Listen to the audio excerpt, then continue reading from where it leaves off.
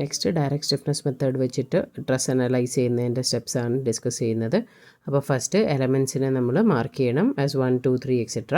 പിന്നെ degree of freedoms mark ചെയ്യണം. Boundary conditions given to the support conditions, നമ്മൾ boundary conditions obtain ചെയ്യുന്നു. പിന്നെ ലോഡ് മെട്രിക്സ് ഫോം ചെയ്ത് കഴിഞ്ഞിട്ട് ഓരോ എലമെൻ്റൽ സ്റ്റിഫ്നെസ്സിനെ corresponding global stiffness matrix form ചെയ്യുന്നു. ഇനി എലമെൻ്റൽ സ്റ്റിഫ്നെസ് മെട്രിക്സ് ഫോം ചെയ്യുന്നത് എങ്ങനെയാണെന്ന് വെച്ച് കഴിഞ്ഞാൽ ഈ തന്നേക്കുന്ന K = AE/L C² - SC - C² SC എന്നുള്ള ആ മെട്രിക്സാണ് നമ്മൾ എലമെൻ്റൽ സ്റ്റിഫ്നെസ് മെട്രിക്സ് കണ്ടുപിടിക്കാനായിട്ട് ഫോം ചെയ്യുന്നത്. അവിടെ ഈ C² എന്ന് പറയുമ്പോഴേക്കും cos²θ, SC എന്ന് പറയുമ്പം sin θ cos θ, പിന്നെ S² എന്ന് പറയുമ്പോഴേക്കും sin²θ.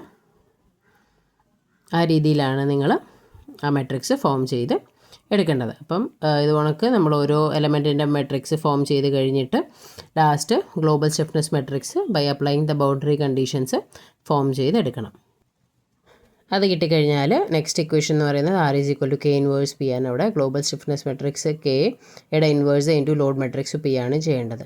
നെക്സ്റ്റ് ലാസ്റ്റ് വരുന്നത് ആക്സിയൽ ഫോഴ്സ് കിട്ടുന്ന ഇക്വേഷനാണ് Q = KR × സ്മോൾ r. അവിടെ സ്മോൾ r എന്ന് പറയുന്നത് തൊട്ട് മുകളിൽ 5th ഇക്വേഷനിൽ കിട്ടുന്ന R വാല്യൂ ആണ് വരുന്നത്. ബട്ട് സ്മോൾ കെയും ക്യാപിറ്റൽ ആറും എന്ന് പറയുന്ന ടേംസ് ആണ് ഇനി നെക്സ്റ്റ് ഡിസ്കസ് ചെയ്യുന്നത്. അത് ആ വാല്യൂസ് എന്ന് പറയുമ്പോഴേക്കും നമ്മുടെ R എന്ന് പറയുന്നത് ഡിസ്പ്ലേസ്മെൻറ്റ് ട്രാൻസ്ഫോർമേഷൻ മെട്രിക്സ്. അപ്പം ഈ KR എന്ന് പറയുന്നത് നമ്മൾ ഫോം ചെയ്യുന്നത് എങ്ങനെ, അല്ലെങ്കിൽ ആ വാല്യൂസ് എന്താണെന്നുള്ളതാണ് നെക്സ്റ്റ് പറയാൻ പോകുന്നത്. ഓക്കെ, അപ്പോൾ നെക്സ്റ്റ് സ്മോൾ k × R ആണ് നോക്കുന്നത്. അപ്പോൾ സ്മോൾ k × R അതായി എഴുതിയേക്കുന്ന ക്യാപിറ്റൽ K എന്ന് പറയുന്നത് R∗ KR എന്ന്. അപ്പോൾ നമുക്ക് വേണ്ടുന്നത് ഈ ടേമാണ് സ്മോൾ k × R. R എന്ന് പറയുന്നത് അവിടെ റൊട്ടേഷൻ ട്രാൻസ്ഫോർമേഷൻ മെട്രിക്സ് ആണ്. അപ്പം ഈ സ്മോൾ k എന്ന് പറയുന്നതാണ് ഈ എഴുതിയേക്കുന്നത് AEI/L 1 0 -1 0 0 0 0 0 -1 0 1 0 0 0 0 0. ആറിൻ്റെ വാല്യൂ എന്ന് പറയുമ്പോഴേക്കും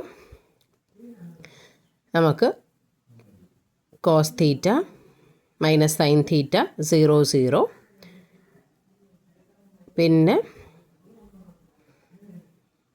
sin θ cos θ 0 0 0 0 cos θ - sin θ ആ രീതിയിലാണ് വരുന്നത്. അപ്പം ഫസ്റ്റ് ഇത് സ്മോൾ k, അടുത്തത് ഇത് നമ്മുടെ ക്യാപിറ്റൽ R. അപ്പോൾ സ്മോൾ k × ക്യാപിറ്റൽ R എന്ന് പറയുമ്പോഴേക്കും ഇത്രയും സാധനങ്ങൾ ഇൻറ്റു കറസ്പോണ്ടിങ് ആ ക്വസ്റ്റ്യൻ്റെ R ആണ് ചെയ്യേണ്ടത്. പിന്നെ ഒരു പ്രോബ്ലം എങ്ങനെ സോൾവ് ചെയ്യുന്നതെന്ന് നോക്കാം.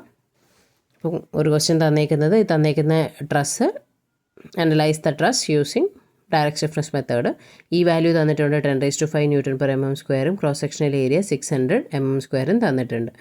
3 എലമെൻറ്റ്സ് ആണുള്ളത്. അപ്പോൾ ഫസ്റ്റ് ഓരോ എലമെൻറ്റിനെയും നമ്മൾ നമ്പർ ഇട്ട് കൊടുക്കുന്നു 1, 2, 3 ആയിട്ട്. നെക്സ്റ്റ് സ്റ്റെപ്പ് എന്ന് വെച്ച് കഴിഞ്ഞാൽ അവിടെ വരുന്ന എല്ലാ ഡിഗ്രി ഓഫ് ഫ്രീഡവും മാർക്ക് ചെയ്യുന്നു. എന്നിട്ട് പോസിബിൾ അല്ലാത്തതിനെല്ലാം 0 ആയിട്ട് ഇക്വേറ്റ് ചെയ്യുന്നു. പോസിബിൾ ഉള്ളത് നോട്ട് ഈക്വൽ ടു 0 ആയിട്ട് കൊടുക്കുന്നു. ഇവിടെയും നോട്ട് ചെയ്യേണ്ടത് ഇപ്പോൾ ഫസ്റ്റ് ഹൊറിസോണ്ടലിന് ഓഡ് നമ്പർ 1 കൊടുത്തെങ്കിൽ അടുത്ത ഹൊറിസോണ്ടലിലും ഓഡ് തന്നെ ആയിരിക്കണം കൊടുക്കേണ്ടത്. നേരത്തെ പറഞ്ഞ നമ്പറിംഗ് സിസ്റ്റം തന്നെയാണ് ഇവിടെയും ഫോളോ ചെയ്യേണ്ടത്. ഈ മെട്രിക്സും അതുപോലെ തന്നെയാണ് ഫോം ചെയ്യേണ്ടത്. ഏതൊക്കെയാണ് നമ്മുടെ ഡിഗ്രി ഓഫ് ഫ്രീഡം, ആ ഡിഗ്രി ഓഫ് ഫ്രീഡത്തിന് കറസ്പോണ്ടിങ് അതാത് ജോയിൻസിൽ എന്തെങ്കിലും വാല്യൂ കൊടുത്തിട്ടുണ്ടെങ്കിൽ by considering the sign convention നമ്മൾ +or- നോക്കിയിട്ട് ലോഡ് കൊടുക്കുന്നു. അപ്പോൾ ഇവിടെ 7നും 8നും എന്തെങ്കിലും ലോഡ് ഉണ്ടോ എന്നാണ് ക്വസ്റ്റ്യനിൽ നോക്കേണ്ടത്. 7ൽ ഇവിടെ ഹൊറിസോണ്ടൽ വാല്യൂ ഇല്ലാത്തതുകൊണ്ട് R7 0 വരും.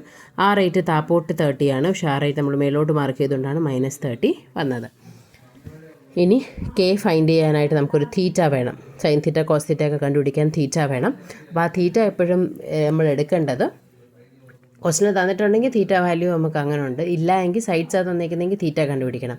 പക്ഷെ നമ്മളങ്ങ് രീതിയിൽ കണ്ടുപിടിക്കുന്ന θ ആണ് ആ θ എന്നല്ല, നേരെ മറിച്ച് നമ്മുടെ ഹൊറിസോണ്ടൽ ലൈനിൽ നിന്ന് ക്ലോക്ക് വൈസ് ഡയറക്ഷൻ ലോട്ടുള്ളതാണ് നമ്മുടെ θ വരുന്നത്.